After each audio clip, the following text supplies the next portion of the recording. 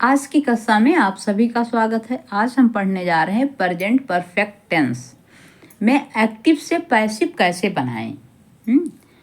हमें एक्टिव से पैसिव बनाना सीखना है। तो देखिए,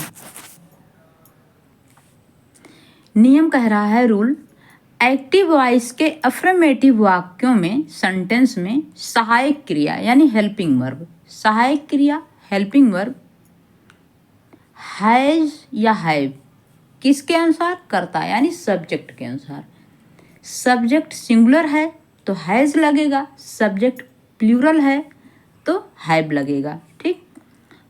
और मुख्य क्रिया यानी मेन वर्ब की कौन सी फॉर्म आएगी? थर्ड फॉर्म का प्रयोग होगा। ठीक है, ये प्रेजेंट परफेक्ट टेंस का पहचानना है। ठीक, इसके बाद अब इसको पैसिव बनाना है। तो पैसिव कैसे बनाएंगे इसका? तो देखिए, पैसिव वॉइस के अफर्मेटिव वाक्यों में सहायक क्रिया यानी हेल्पिंग वर्ब में क्या कर देंगे? हैज बीन, हैव बीन कर्ता के अनुसार यानी सब्जेक्ट के अनुसार। सब्जेक्ट सिंगुलर होगा तो हैज बीन, सब्जेक्ट प्लूरल होगा तो हैव बीन।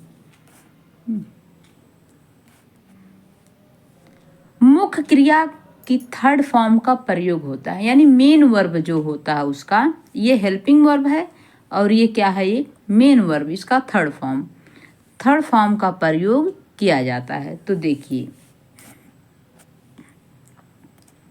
अब यहाँ एग्जाम्पल दिया गया है, एग्जाम्पल के माध्यम से आप लोग समझिए।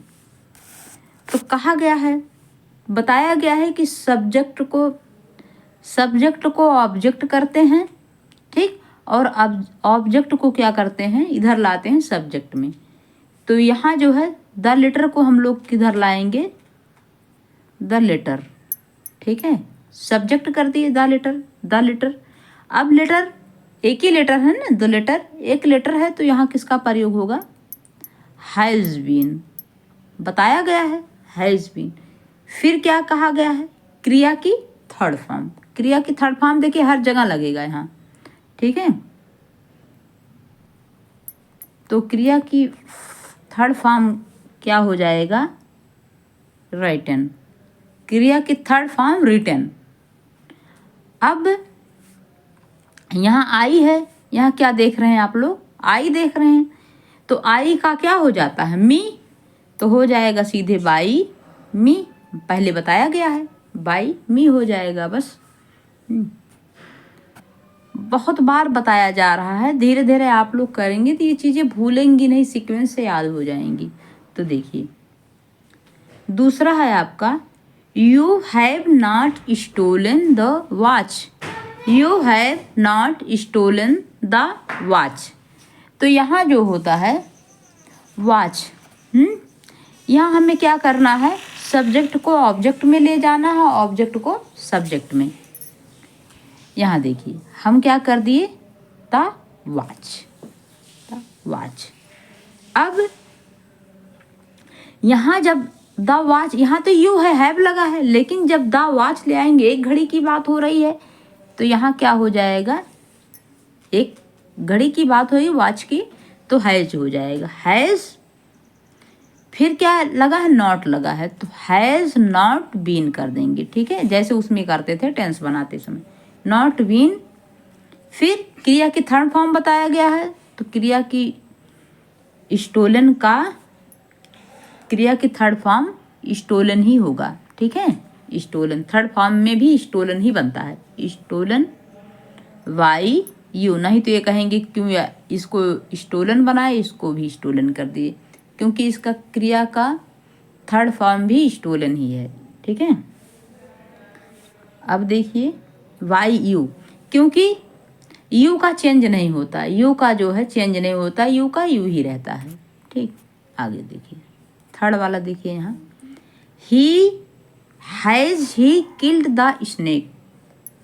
इसलिए हम कई प्रकार के वाक्यों को बनाते हैं कि जिससे आप हर प्रश्नवाचक भी बनाना सीख लीजिए, क्वेश्चन मार्क के जो वाक्य हैं और जो आपके निगेटिव बनते हैं और जो आपके अफर्मेटिव में बनते हैं, सकारात्मक, सभी वाक्यों को आप लोग सीख लीजिए। ठीक है, तो यहाँ देखिए has he killed the snake. अब यहाँ हमें क्या करना है, स्नेक को इधर लाना है।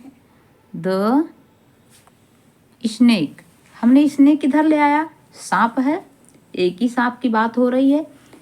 तो यहाँ देखिए हैज लगा हुआ है, हैज लगा हुआ है, ठीक है।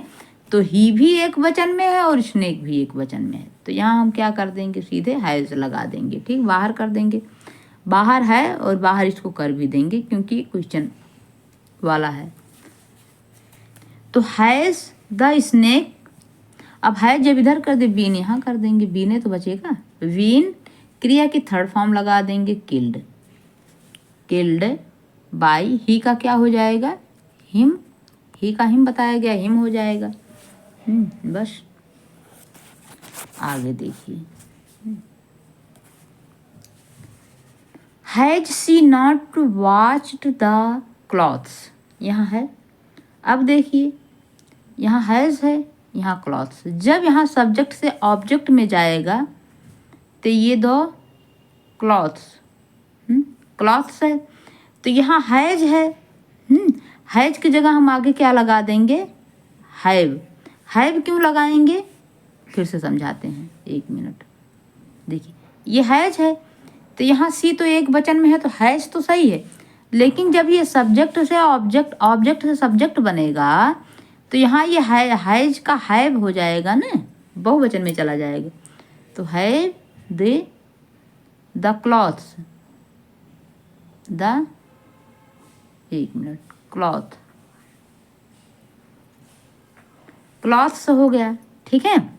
क्लॉथ्स, फिर क्या लगा है, नॉट। तो यहाँ हम लोग लगा देंगे नॉट। क्या बच रहा है, वीन। अब क्रिया की थर्ड फॉर्म लगाना है। क्रिया की थर्ड फॉर्म क्या लगाएंगे, वाश्ड। शी का क्या हो जाएगा, हर। शी का हर हो जाएगा, तो बाई हर, ठीक है, बाई HER, बाई हर लगा देंगे, ठीक। और इसका क्वेश्चन मार्क भी लगा देंगे बाई हर के स्थान। तो आज की कक्षा यहीं पे समाप्त होती है। धन्यवाद। और आप लोग भी कुछ ऐसे उदाहरण लेके करते रहिए।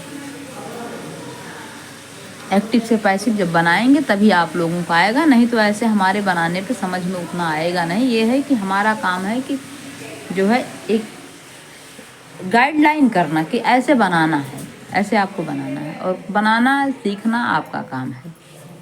धन्यवाद।